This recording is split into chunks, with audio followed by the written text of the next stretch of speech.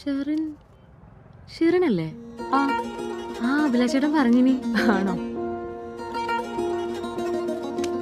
നിങ്ങളെപ്പോഴാ വന്നേ? ഞാൻ 2 ദിവസമായി. അഭിലാഷേട്ടാ